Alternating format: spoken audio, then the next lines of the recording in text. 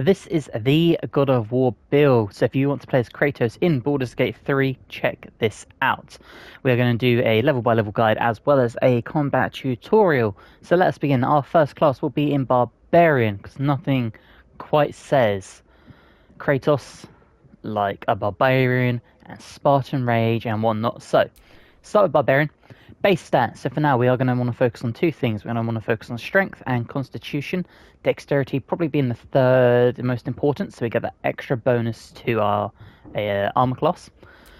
Continue from here. Now, skill proficiencies, I would agree, athletics. And either perception or survival. Either or, I think for Kratos, probably perception for now. At level 2, I would multi-class into fighter. And your fighting style is going to depend on what you want to use. Obviously, Kratos has the two daggers, the Leviathan axe, as well as the spear. So your choices really are two weapon fighting, when you make an attack with your offhand weapon, you get your ability modifier to damage the attack, or great weapon fighting. When you roll a 1 or 2 on a damage die for an attack with a two-handed melee weapon, that die is re-rolled once. I would personally take great weapon fighting.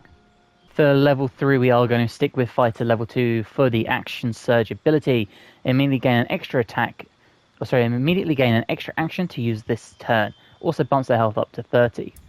Okay, at level 4 we are sticking with fighter to take level 3 in it. This unlocks our specialization. And for a Kratos build, I would do a Battle Master. Eldritch Knight, I don't think fits at all. Champion, I don't really see him being a champion-esque build. Battle Master it is. For your maneuvers, I would take sweeping attack, swinging weapon and a rapid sweeping arc to attack multiple enemies at once. I would also take pushing attack, spin a superiority die to make an attack that deals an additional 1d8 damage and possibly pushes the target back. And menacing attack, spin a superiority dice to make an attack that deals an additional 1d8 damage and possibly frightens the target. I think with Kratos, obviously he's a big scary god, I think that's the perfect option. Okay, we are going to stick with fighter for level 5, so we're taking it to level 4. This unlocks our feat. Now, there are a few options you could do here. You could take the SI to bump your strength up to 19, or if you were sticking with the array we have, you could bump strength up to 18, bump your con up to 16.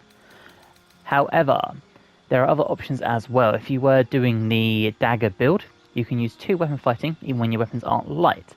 You gain a +1 to armor class while wielding a melee weapon in each hand. You cannot dual wield heavy weapons. That'd be your option for a feat here if you were going to go with the dagger slash short sword, sort of long sword idea. For my Kratos build, will be doing two-handed, but this is a viable option.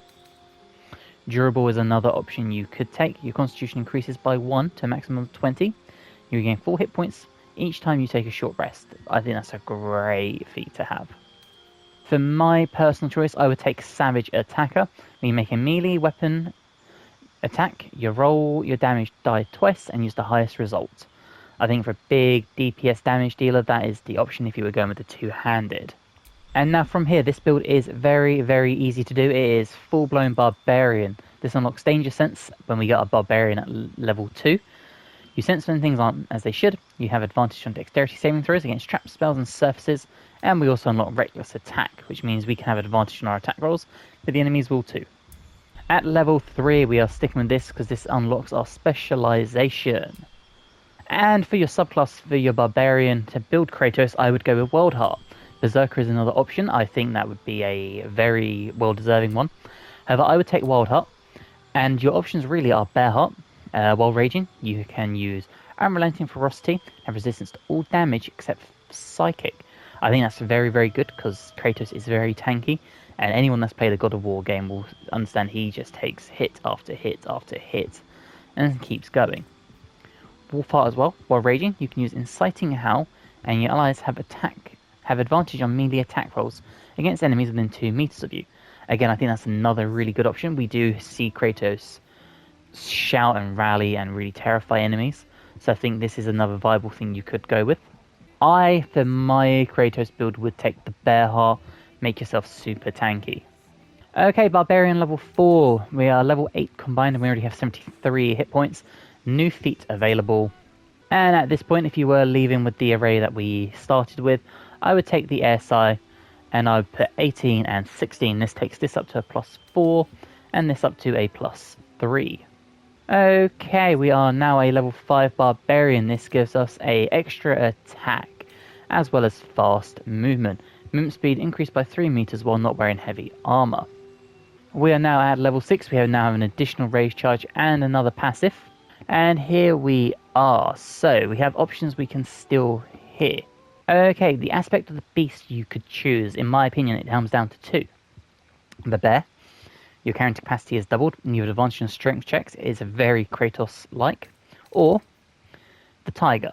You add an additional strength modifier to attack rolls against bleeding or poison targets and gain proficiency in survival. Now, I think this one really depends on your party composition. If you have someone that can poison or do that sort of damage to other people or enemies on the battlefield, such as a rogue or a ranger, then Tiger is probably your best bet.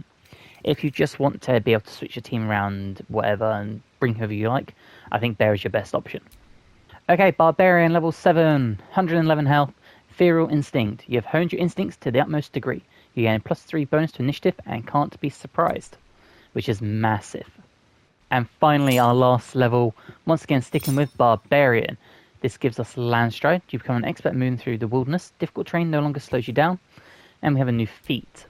And really here, in the build we have, sticking with using the two-handed axe, you really have 2 options. You could take the ASI and bump your stats up, or you could take Tough, which will increase your hit points by 2 for every level you have gained.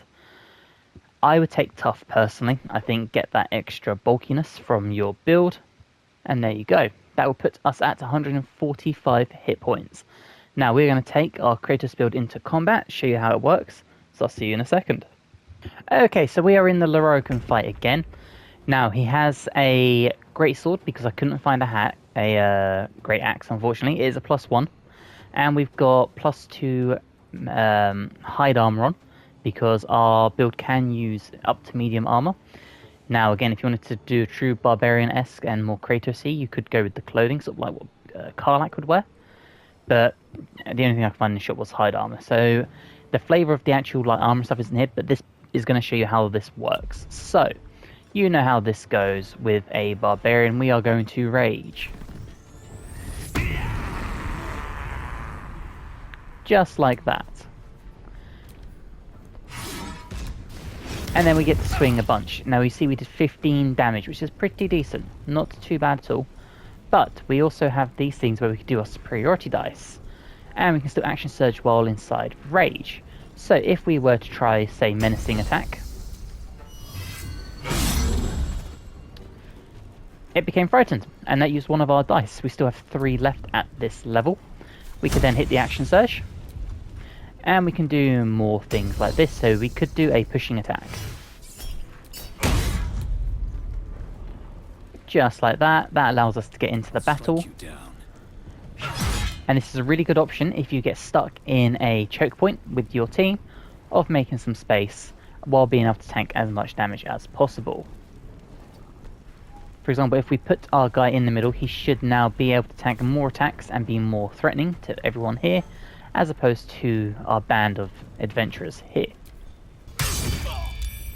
So you just saw we took 1 damage, which is incredible. We love taking 1 damage. Okay, so more abilities we can do. If we were to come here, we'll take the tiny little hit. We can use more abilities we have, such as sweeping attack. This lets us target both of these people in 1 hit, and only uses one of our superiority dice. The other thing we can do, we can use our bonus action to second wind and gain 11 health back, which seems like a very Kratos thing to get that sudden burst of energy and re-heal. And we can use our final superiority dice if we wish to do a pushing attack.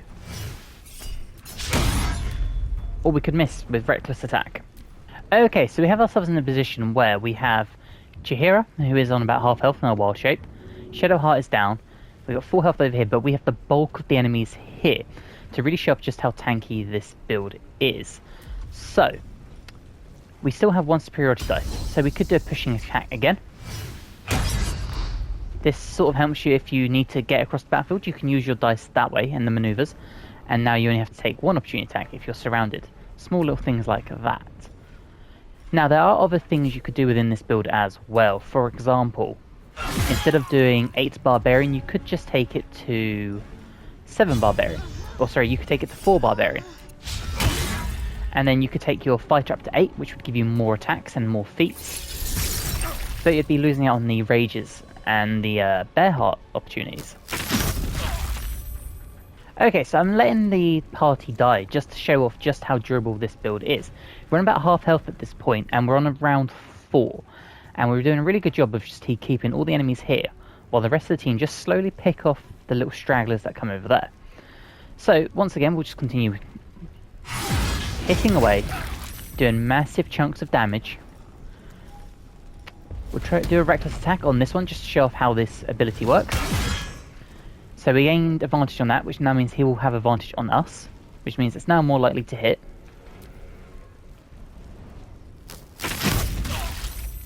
And you can see we're making a lot of saves. And here we are again, we're just going to slowly pick off these enemies, dealing big chunks of damage. Another save. So again, chipping away 15 damage, 16 damage, so about 30 damage around with just 2 attacks. Again, you have got more options. If you went into more class of fighter and less barbarian, you would have more attacks per round. So that could be something you want to do, because it would fit thematically, because Kratos does do lots of attacks and just brute forces his way through a lot of stuff.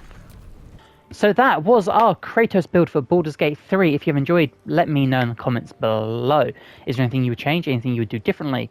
Let me know as well. Don't forget, this build will change depending on if you want to do the dual daggers. You'll focus more on dex as opposed to strength, in my opinion. And you'll take things like dual wielder and those sort of... anything that allows you to buff your dex, your con, but also wield your 2 weapons, depending on which sort of way you're going. If you have enjoyed, please drop a like, helps me amazingly. If you're new, you're not subscribed yet, like to, that'd also be amazing. And hopefully, guys, I'll see you in the next one. Bye, guys.